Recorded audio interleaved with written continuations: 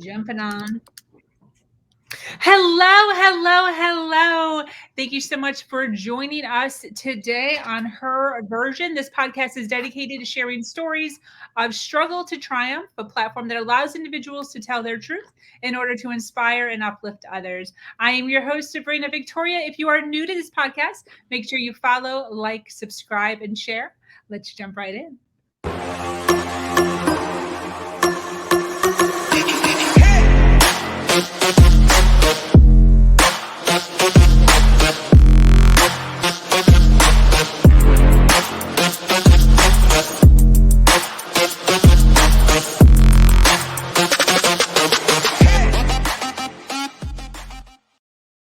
Hello, and thank you for joining us for this episode of Her Version. Listen, you asked for it and we answered. Today, we are talking to the mothers of the world. Stay-at-home moms, working moms, entrepreneur moms, moms with one child, and moms with 6 children, or however many little rugrats you got running around. The question is, how to stay sane as a mom and then still do all of the things. I have 2 amazing women with me today. I have Miss Erika Hull and Dr. Cheryl Jackson. These 2 ladies are here to talk about some amazing solutions to everyday struggles that so many mothers encounter in their life. We are covering everything from how to stay focused when we are overwhelmed, how to feel more satisfied in our daily life, and actual tools we can use to get organized in our mind, our home, and our workspace. These ladies have created some amazing tools to create a real flow and sense of certainty in our lives, which we all need. Let's listen in as they unveil these secrets. Welcome, ladies. Thank you, Sabrina. Glad to be here. Yes, we have Miss Jamie in the house. Jamie is actually from Texas. She says hello. Hey, I'm a Texas gal. Oh, we love Texas. Nice. Well, Cheryl says hello, Jamie. Ladies, thanks for being here. How are you? So good. So good. So good. I can't hear you, girl. Yes. I'm looking for Erika. I can't hear you. Oh, me? Yeah. I can hear Erika. Hang on. I can hear her. Can you hear me, Sabrina? Let me see. I can hear you, Cheryl. Oh. Say something, Can you hear me Erika. now? Let me see. Hello. Okay, there she is. Hey, Okay. So listen, I'm so grateful to have you guys here. Everything that you guys are doing, you ladies are doing in this space is phenomenal. And I'd love to just jump right in if you don't mind it. Let's do it. There's so much to cover. And I want to make sure I pull all the juicy goodness out of you guys. So first of all, I want to kind of know who you are. Who are you? What do you stand for? And what's your mission every day? That is juicy. Who's going to go first? I am. That's a big question. Wait, okay. Who are we? What? Whoa. That is like impactful. Okay, let's go. All right. I am Erika Hull. Sorry, my hair is like, see these curls, y'all? I know they're never supposed to be perfect, but sometimes they feel like they're out of control. All right. I am the mom of 6 children, 5 still living, ages 21 down to 5. I spent a good portion of my career in financial development for one of the largest nonprofit organizations on the East Coast. And my entire career I've always spent as an entrepreneur. As a matter of fact, I had my first business when I was in about 3rd or 4th grade. A friend of mine, Luana, if you're watching, Luana Ritchie, we did it in the beginning. We had a friendship bracelet business. We earned enough money to buy the crossing patrol, or do you know what I'm talking about? The crossing guards. We did that in 5th grade and they needed new vests. And so we earned enough money to purchase the best vest for them that year. It was really cool. So it's been in my blood. It's been a part of what I do. But I learned early on that it took a lot of organization, and it just happened to be, again, in my blood. So I thrived in that area. It's so funny because when I met Dr. C, as I call her, and she'll introduce herself, when I met her in 2019, that's actually what we connected on. She wrote this amazing book called family business, when business is family and family is business. And she was presenting a couple concepts in it. And I was sitting in the front row and I was like, I had my planner, which is my company, Better Over Perfect. And I'm looking and I'm going, oh my gosh, I'm fucking smart. There's a doctor standing in front of me saying that all of these things that I've been teaching women for 5 years, almost 6 years at that time when I met her, is like college level shit. Yeah. I was blown away because, again, I thought myself very low. And I was just on Sabrina's podcast earlier. We were talking about a whole nother subject. I didn't think very highly of myself when I met her. And so it was really cool. We connected on this topic that we're going to talk about today, is how we organize our time, our life, and how we can just really thrive, because chaos is always going to happen. So we've got to be prepared for it. So a little bit about me, not too much, but I want to turn it over to my business partner, and now one of my bestest friends in the world, Dr. C. Well, Erika is definitely the jazzy one of the group. And I feel like I'm much more, I always thought I was spicy until I met Erika. We could complement each other well.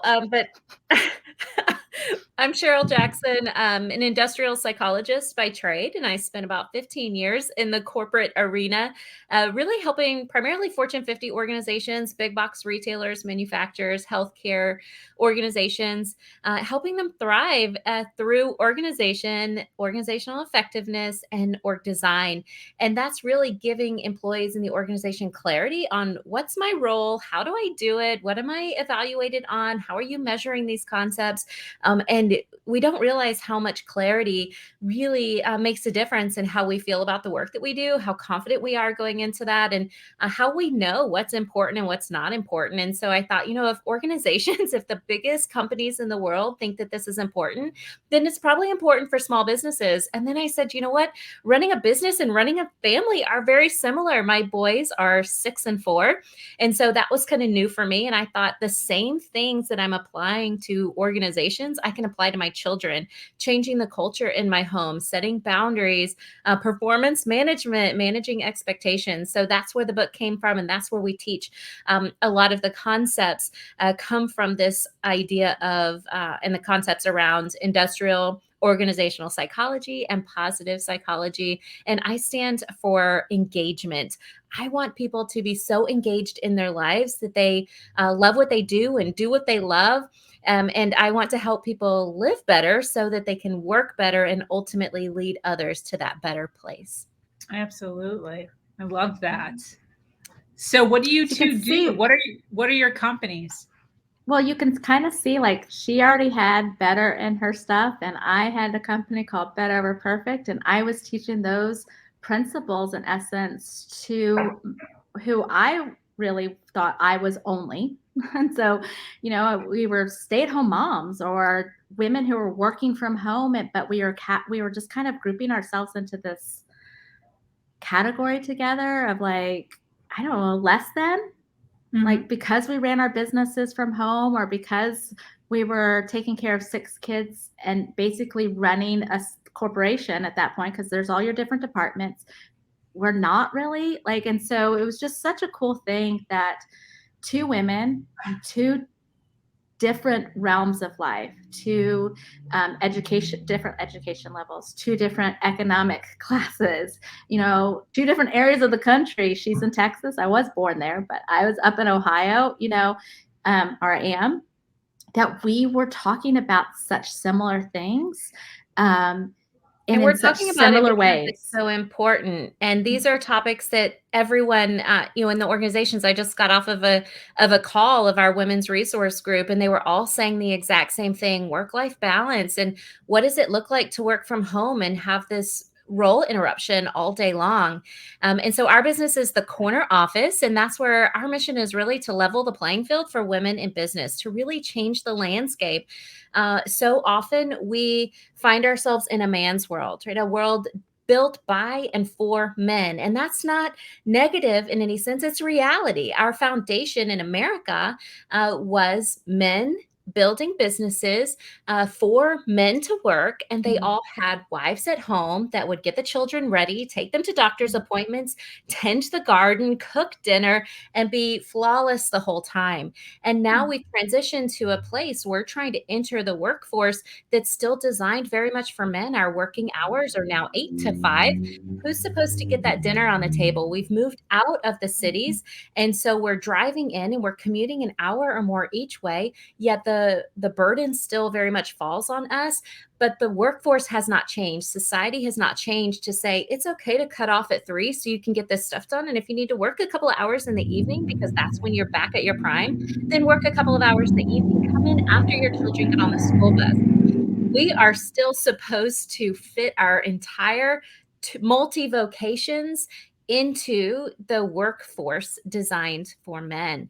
And so that's where the corner office comes in. We're trying to change from a societal level and a workforce level that says organizations, you've got to adapt to the new way of working. No longer is there a norm that says that we work this way and we'll allow you to work in here. We need to take that back and say we now make up the majority of the workforce, primary parents, not just women, but primary parents, those with children with disabilities, those taking care of elderly parents, those that need a non-traditional work arrangement. We make up the majority of the workforce, and it's time for the workforce to adapt if they want to keep us. And the other side of the business is that which Erika started, Better Over Perfect, which is our community of women where we teach and we educate and we provide resources so that we can tackle it one woman at a time, while we're also trying to address it from the systemic level, which is organizations that have got to change. They've got to set new expectations and start to transform. I talk about, when you're going into an apartment and you have your partner coming in, and you're so excited and you're like, come here. Look at this. This is your drawer or your side of the drawer. That's what we've done to minorities, to women, to working parents. We've said, come on in. But here we've carved out this tiny little arrangement for you. And it's time for us to redecorate the entire apartment. This is now our collective home. And that's what the corner office is all about. That's awesome. Anything to add, Erika? Oh my gosh, she does it so well, doesn't she? I'm a little fired up. She does. It's just been such an amazing experience thus far to see how welcoming many people have been to the idea and concept, because what we are doing is not traditional. It does shake up what most people have become acquainted to, and they're just accustomed to it. But we really need to take a step back and say, what are my expectations? And why are these my expectations? And then hold our own individual selves accountable to those so that we can have culture and intention in everything we do. And we really do want to create that environment that adapts, that says, what are your needs? And let's figure out how we can still do life together on an equal platform. And it's not hard. It's not this difficult thing, except for those who are unwilling to let go of power. Honestly, and that goes back to the previous conversation. It all goes back to that part of humanity. So adaptation is the only way that we can do this. We've been accommodated. We've been making accommodations for a long time. Accommodations allow you to go back to a previous existence once it's not needed. So once you're not there, they're going to go back to the way they want it in the first place. Adaptation provides no ability to change. Once you make that change, there isn't anything that existed before. So you can't go backwards. You can only move forwards. Absolutely. And so if we start incorporating adaptation into our life, then we can start seeing true change. And then we can start seeing not just our personal lives change, but our business lives change, and systemic change can happen that way. Many people want to really start at the top down, though we're going to address corporations, but we're talking about above that, right? Above corporations is the systems and the government and all those entities that are up there. And to make change up there seems impossible. And really the only way to do is really adaptation this way. And then they're going to catch on because they want to do business. They want to keep things afloat. They want life to go on in this fabulous way of, or at least, what we've kind of referred to as the American way. I hate that saying, but basically, right? Yeah. Where we're successful, we're meeting the needs, such. But the only way to really do that is to come together and do it together, and that is real adoption, right? We did it in the beginning. We got away from it. We could go for probably 5 hours on the history of that. We talk about it and write about it a lot, but this is not that platform. But we've become built to do this, and we just need to kind of shake it up and say, all right, no more. We want to be included, and we're going to not just demand it, we're going to make it happen. So absolutely. But I'm excited to talk about what we're talking about today. In our individual lives. Yeah. I want to ask before we continue going. One of you guys mentioned work-life balance. What's each of yours opinion on work-life balance? Erika's version is more colorful than mine. You want me to say it? I will say it because it is a philosophy at the corner office. So we have a couple of philosophies. NAW is one of them. We can talk about that at some point. It's called No Apology Warranted. The next one is called Balance is Bullshit. And because what we've been trained to think is balance, it doesn't actually exist. It's the same as perfection, right? So I kind of say it a little bit more colorfully. Cheryl has the same theme of it, but it's in essence is what you're trying to create. Well, Erika's cutting out a little bit, so I'm going to go ahead and jump in. Erika, you're very spotty. I'm so sorry. But we talk about this idea that there is no one balance, right? We talk about this elusive balance. Where is it? How can I find that? And we also talk about work-life balance. And in reality, work is your life. I've always struggled with that. And I thought if I went to work for 8 hours and I was home for 8 hours and I slept for 8 hours, is that the perfect balance? And I was always trying to seek that. And it gets very complicated. And what about my hobbies and things that I do on the side? And what about my children? When is self in there? And so we created this life balance trifecta. And what this is really all about is where your energy is spent. So you have your occupation or your vocations, things that you do for money, things that you, if it's not for money, it's for others in terms of output. And then you have others. So how am I giving to my children, my family, my friends, when I'm giving advice? And then there's self, this is where it's finally coming back in. I'm filling up a little bit. And, if you're looking at balance, that should be half and the other two, a quarter each, but we'll leave it at the triangle for simplicity. And so many times we think, I'm with my family, I'm with my friends, I'm at a girls' night out. And in reality, we are pouring out. So how many times are you with your children and you feel rested and rejuvenated? Not a lot for me. That's me giving and giving and giving. And sometimes they go on a girls' night and they're venting and I'm stressed. Maybe they just got a divorce or they're going through depression. That is energy releasing. That's a lot of energy output. But we think, I just had this wonderful vacation with my family, or I just had this girls' night. Why am I not recharged? And that's because you weren't actually in the self side.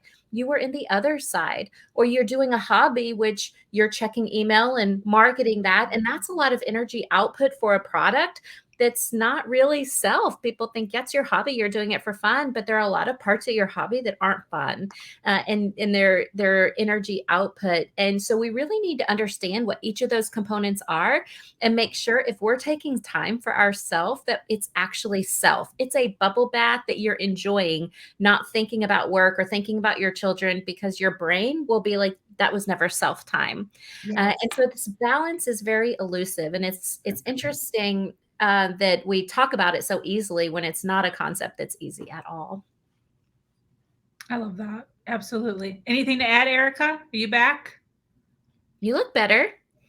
Do I look better? Okay. We just got Wi-Fi here, but it's been great all day. New office, guys. Like literally we just opened an office. So I love everything. We talk about this together. We teach it all the time. Is whether we're individual or we're talking to a business, because it's so important to understand in our lives. Because if you're trying to go after something that doesn't exist, you're going to constantly feel like you're failing. And so if you're going to try to figure out, oh, I need balance in my life, and you never find it, then you never actually feel success, no matter what's happened in your life, right? Yeah. So much of how we evaluate and judge our lives is based off of this concept. Also, balance doesn't give availability to recognize, like Cheryl said, all of our vocations.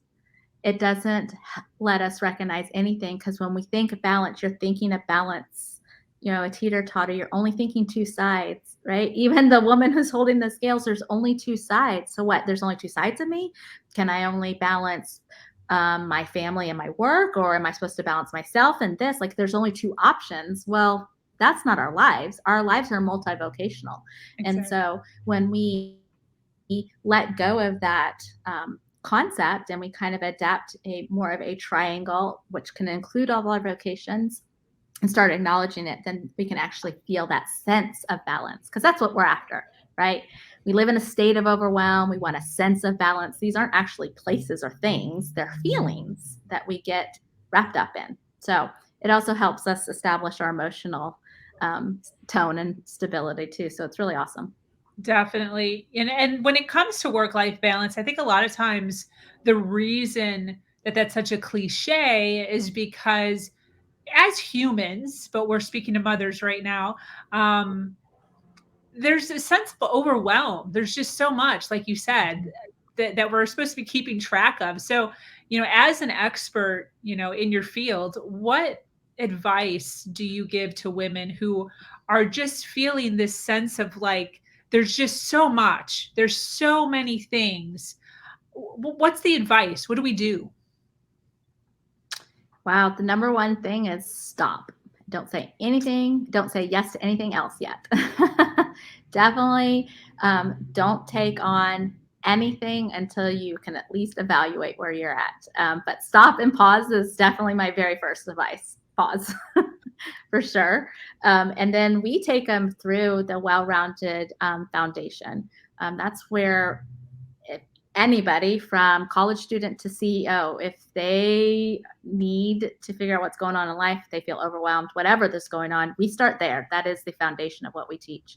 And this establishes multitude of things, from their life season profile to what their vocations are, what their expectations, culture, and intentions are in each of those, as well as the basis of what they're going to schedule and how they're going to evaluate their life. And then we get to move them forward. But it's really, Dr. C, she's shaking her head. It's really a phenomenal place to start, because it gives you a framework and a foundation that you can always come back to. So you don't, because you are capable of doing this, right? Like, you don't need somebody else. You don't need that $2,000 thing. Like, you are capable, and you have the patterns in your life to succeed. We can just help you accentuate and acknowledge them.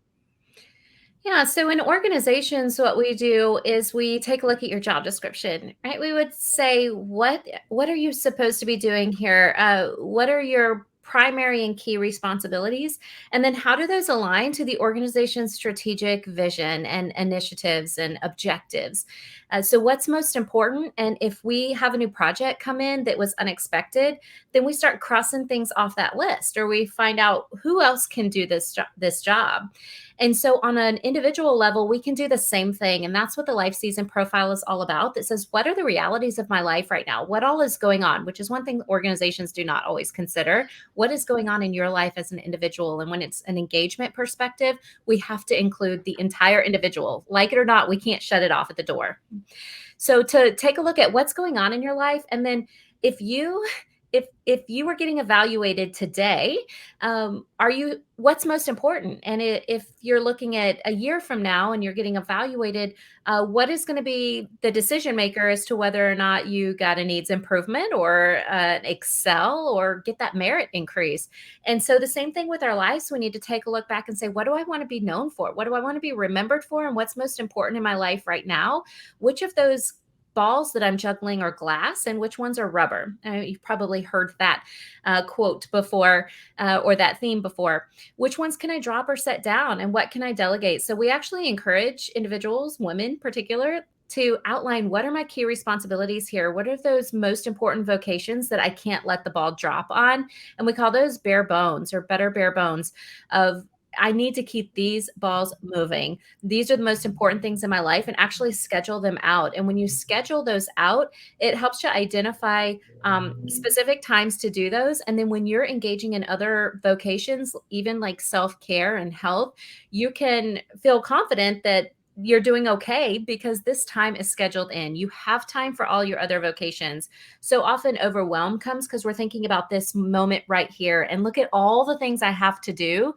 And we try to do them all right now, or forget to look and say, what can I put off until tomorrow? What is super critical right now? So in organizations, we would outline those and look at risk factors, right? What's high priority? What's most aligned with our ultimate objectives, and which ones have to be done before something else can be done? What are the risks if we drop this?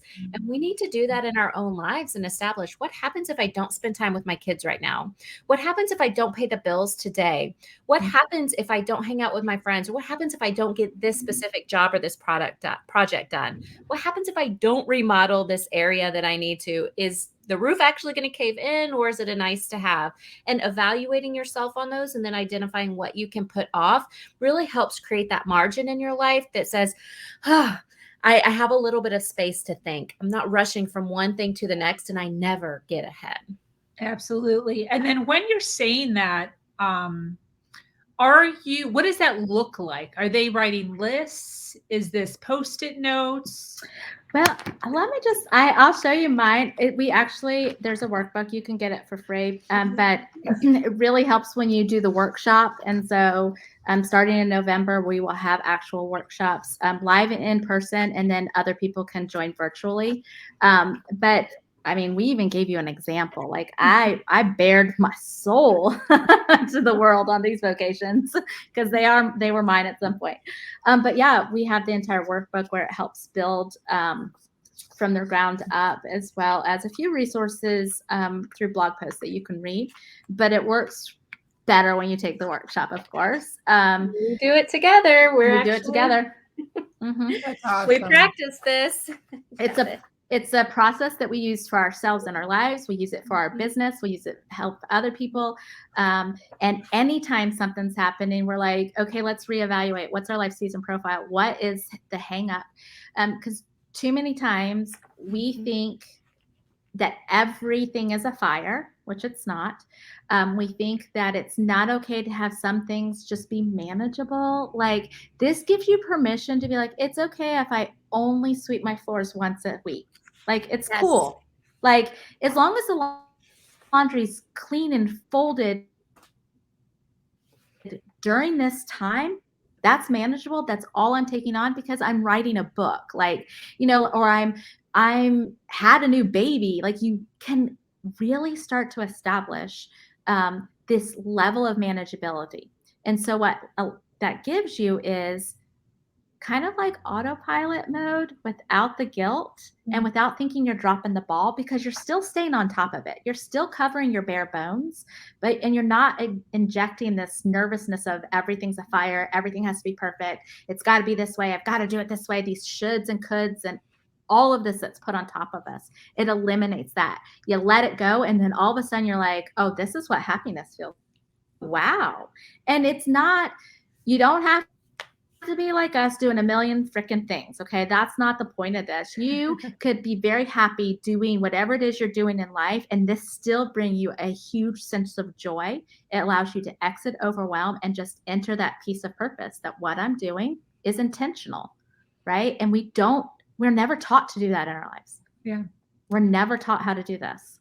Yeah. And when we don't lay that out specifically, Sabrina, what happens when something hits us in our life out of nowhere? We have sick children, or we get sick, terminal or not terminal, some kind of significant problem that brings us down, or the water heater goes out, all of these things that kind of throw off our schedule. What happens if we're not intentional about this? We go into autopilot and do those things that we've always done. I bury myself in my work. That was a habit for me. And so I multiple jobs, and you're full-time and part-time, and I'll just do more of that instead of really paying attention to what's most critical. Or if you're the cleaning type, you may just clean everything inside and everything is perfect. And you're like, I've got to stay busy. I have to distract myself from what's going on. And all that does is drive you further into that state of panic and overwhelm. And you're not getting ahead because you're not focused on the right things. So when you start building this habit of what's most important, let me continue to reflect on that and build time for it, you can go into autopilot in the right way, and really focus on those things that are moving the needle in your life. And you can gain some of that relief that you're looking for. You're working just as hard, but you're working smartly in the right way. And maybe you can even stop working quite so hard. That's awesome. I think it's also, you kind of mentioned, I guess an entrepreneur like, yourself or myself versus, a regular mom, or however you want to put that. But this is the way that I view it. I remember a time in my life where there was no baby and there was no entrepreneurship. And I still felt a serious sense of overwhelm. So it doesn't really matter where you are. This is something that everybody needs, because even if we're taking on more and more and more, there's still, it doesn't matter where you are or what level you're at. There's still this sense of, not knowing which direction or which focus to actually go on. So I love everything you're saying. Well, it normalizes, doesn't it? So Yeah. I remember the days when I thought I was so busy and I was completely overwhelmed. But with each step along the way, that's why we have babies when they're small and babies. Right? Yeah. We don't naturally get it. And some of us do. We get a teenager or an older child. But children are intended to grow up so you can learn along the way. And then it normalizes each step. And so as we get busier and busier, that becomes normal. And it can be a negative spiral, but it can also be a very positive spiral. It doesn't feel like a big jump, and you're building small habits along the way, each time normalizing. So this feels like the way I've always done it. And we can really build on that. It doesn't have to be such a negative spiral. It can be a very positive spiral as well. That's fantastic. That's fantastic. So speaking of, I guess we're on the subject of time management now. Obviously this is a huge passion as far as the better over perfect. What do you guys call it? Do you guys call it a calendar or planner? How do you guys? So we teach the better method, which is all of these concepts pulled together with the well-rounded foundation kind of kicking it off. We do sell, of course, merchandise and products. We created the Better Method Planner, and it incorporates really how our minds think, which are really cool, and quite a few ingenious things that I've incorporated over the past 25 years with this many kids and running multiple businesses. And so I was like, hey, this doesn't exist. And I know that this makes life flow a lot better. And so I just took it out on the market, started testing it. It was prior to meeting Cheryl. And when I met her, literally on her screen, she was showing her calendar, and I was like, oh my gosh, not only are we kind of mentally drawing it out the same way, but we're teaching it in the same manner.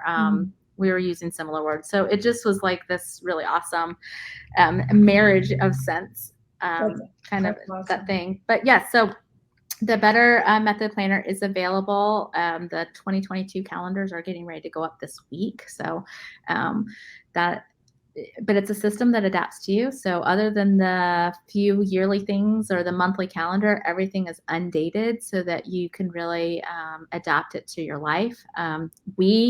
I personally teach the disbound system so that you can move pages around and adapt. I love that feature. It's huge in my life, and needing multiple notebooks, but not needing to carry them. So there's some things that we go through and kind of give some tips and tricks as we're teaching the better method of how we're utilizing tools. But I wouldn't say we just go out and teach a planner. Do you know what I mean? There's people that do that, and that's fine. and here's what I'm teaching.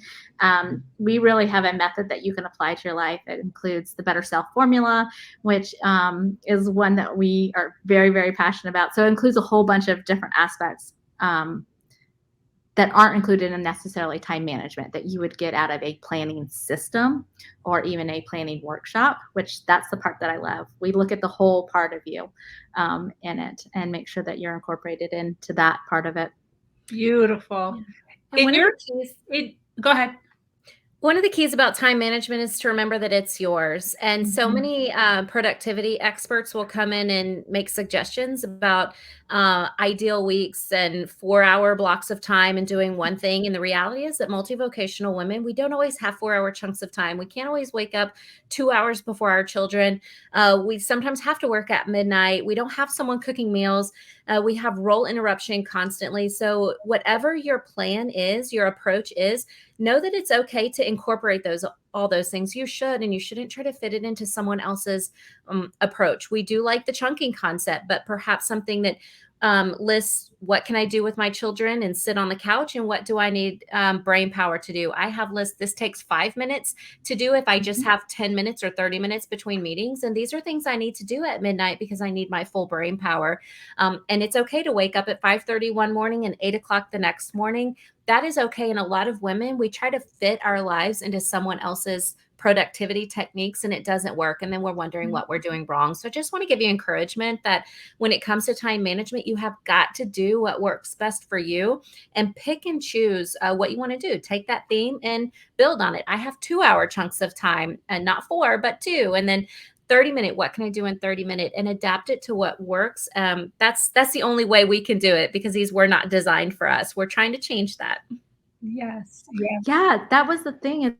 That's one of the things that we both noticed was as we were picking up resources that were supposed to help us, right? These tools or systems are built to try to help us, but they were designed by people who weren't acknowledging all the vocations that we're in, or it was designed for traditional thought process of 8 hours at work, 8 hours of rest, 8 hours of sleep. And we're like, wait a second, I don't go to bed. Like my day doesn't end at 8 p.m., but my system is ending at 8 p.m. What? Or, even people that we looked up to, and they were coming up with, these, you should do these things and it's going to change your life. And I was like, I can't do that. And so now my life isn't going to change. And that's just not true. And so really what we love to do is teach you your patterns that you are already doing really well in your life. And let's adapt them, right, to what you want to get to. And then you have what you're capable of doing. These things are just tools. And that's why we design the things that we do, and we talk about it, because we want you to really see that you are capable of doing whatever it is that you purpose. You have the abilities within you, but sometimes we just need to kind of have somebody direct us, right? We need to go, okay, give me a formula, right? We love formulas. I love formulas, but a formula should work for anybody, right? And so that's what we concentrate on, is making sure this can work for anybody. That's awesome. Very cool.